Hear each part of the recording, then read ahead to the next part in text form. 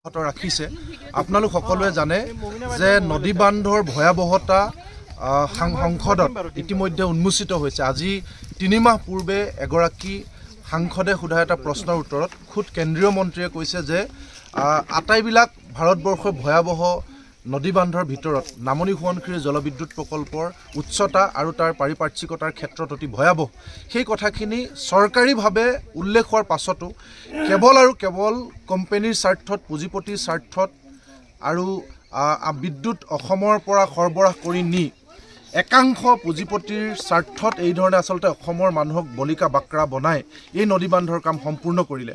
আপোনালোক সকলোৱে জানে যে সমগ্ৰ অসমৰ ৰাইজে দল মত নিৰ্বিশেষে ঐক্যবদ্ধভাৱে জাতীয় সহমতত উপনীত হৈ আমি নামনি সোৱণশিৰি জলবিদ্যুৎ প্ৰকল্পৰ বিৰোধিতা কৰিছিলোঁ আৰু 2011 চনৰ 16 ডিচেম্বৰৰ পৰা নদী বান্ধৰ কাম সম্পূৰ্ণৰূপে বন্ধ কৰি দিবলৈ আমি সক্ষম হৈছিলোঁ।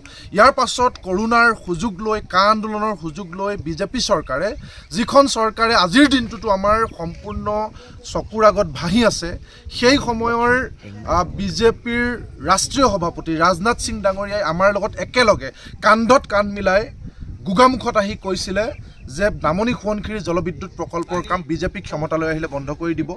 সেই সময়ৰ প্ৰধানমন্ত্ৰী পদৰ প্ৰাৰ্থী 2014 চনৰ নৰেন্দ্ৰ মোদী ডাঙৰীয়াই পাছিঘাটত আহি কৈছিলে যে নামনি সোৱণশিৰি জলবিদ্যুৎ প্ৰকল্পৰ দৰে বৃহৎ নদী বান্ধৰ কাম বন্ধ কৰি তেওঁলোকে সৰু সৰু নদী বান্ধ বনাব। এই আটাইবিলাক কথা কোৱাৰ কাৰণে অসমৰ ৰাইজে বিজেপিক সমৰ্থন কৰিছিলে।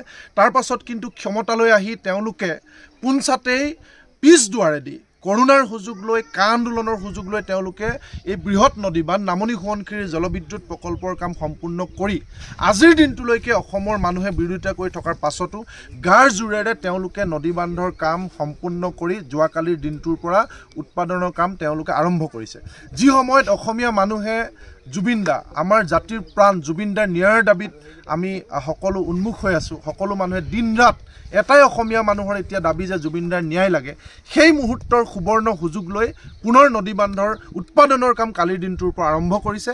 গতিকে আমি আজিৰ দিনটোতো সদায় কওঁ যে আমি বৃহৎ নদী বান্ধৰ বিৰোধী। এই বৃহৎ নদী বান্ধে যিবিলাক কথা ৰিপৰ্টত কোৱা হৈছিল, বিশেষজ্ঞসকলে কৈছিলে যে এই নদী বান্ধ অতি ঠুনুকা এটা শিলৰ ওপৰত বনোৱা হৈছে, চাৰিওকাষৰ পাহাৰবিলাক বালিয়া মাটিৰ, যিকোনো মুহূৰ্তত ভূকম্প প্ৰৱণ অঞ্চলত হোৱা এই নামনি সোৱণশিৰি জলবিদ্যুৎ প্ৰকল্প যিকোনো মুহূৰ্তত ভাঙি পৰিব পাৰে আৰু ভাঙি পৰাৰ লগে লগে আধা ঘণ্টাৰ ভিতৰত 3ডাল তামোল গছৰ ওপৰেদি পানী বাগৰিব লখিমপুৰ ধেমাজি আৰু আধা ঘণ্টাৰ ভিতৰত এই মাজুলী পাব, কাজিৰঙা ৰাষ্ট্ৰীয় উদ্যান পৰ্যন্ত উটি যাব বুলি আমেৰিকাৰ বিশেষজ্ঞসকলে বাহিৰৰ বিশেষজ্ঞসকলে প্ৰতিবেদনৰ পৃষ্ঠাই পৃষ্ঠাই কৈ থৈছে। এনেকুৱা ভয়াবহ ভৱিষ্যতৰ ইংগিত দিয়াৰ পাছতো কেৱল আৰু কেৱল কোম্পানীৰ স্বাৰ্থত তেওঁলোকৰ বন্ধুসকলৰ স্বাৰ্থত আজি বিজেপি চৰকাৰে অসমৰ মানুহৰ মূৰৰ ওপৰত এই জলবোমা বনাই আজিৰ যোৱাকালিৰ দিনটোৰ পৰা বিদ্যুৎ উৎপাদনৰ কাম আৰম্ভ কৰিলে। গতিকে যিকোনো মুহূৰ্তত এই অসমৰ প্ৰতি এটা ভয়াবহ যে সংকট আহিব এইটো নিশ্চিত। গতিকে এই মুহূৰ্ততো আমি কওঁ এই নদী বান্ধৰ কাম বন্ধ কৰক। যি নদী বান্ধ অতি ভয়াবহ বুলি প্ৰতিটো ক্ষেত্ৰত চৰকাৰৰ মজিয়াত সংসদৰ মজিয়াত চিহ্নিত হৈছে, এই নদী বান্ধ আমি কোনো কাৰণত সমৰ্থন নকৰোঁ। এই নদী বান্ধ বন্ধ কৰক আৰু নদী বান্ধৰ বিৰুদ্ধে আমাৰ প্ৰতিবাদ অব্যাহত আছে আৰু অব্যাহত থাকিব। যিকোনো খবৰৰ বাবে যোগাযোগ কৰক 7099017330 লগতে 7099017110 নম্বৰত।